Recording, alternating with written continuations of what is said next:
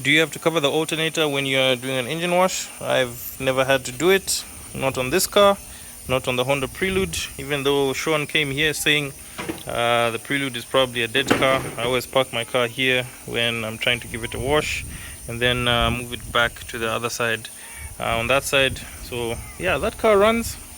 I'll probably take it to the car wash later on, but like I said, guys, there's really no issues here. You can spray it down, it will start. Some people were saying maybe you should have the car running when you're doing the engine wash. I prefer not to do that because at this point the car is off. You only have 12 volts DC coming from the battery, and I think that will cause less complications with the electronics. But once you start the car, everything is receiving power. The alternator is pushing power out, and you know, all the electronics are literally getting power from each socket and connection that you see here. So I prefer that I do the wash like this when the car is off, and then yeah, once we're done and the car is pretty much dried up, then I start it with no problem. Let me give you a video of the car starting in case you think that it's now dead, that I've sprayed the car without anything covering.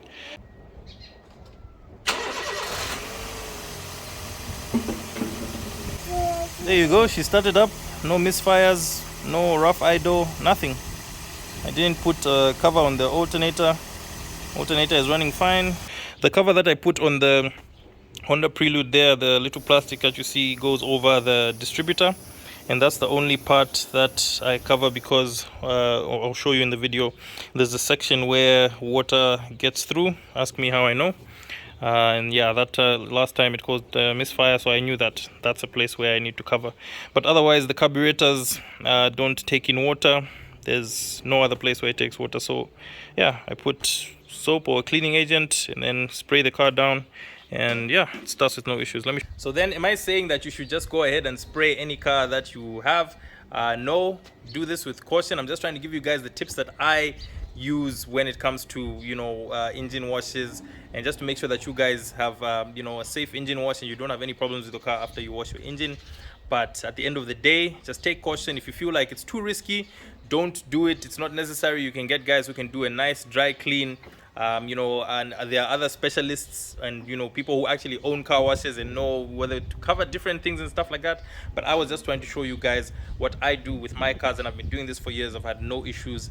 Never needed to cover the alternator, never needed to cover anything, especially when it comes to the Runex. I can spray it down and the car just runs just fine, no misfires or anything like that.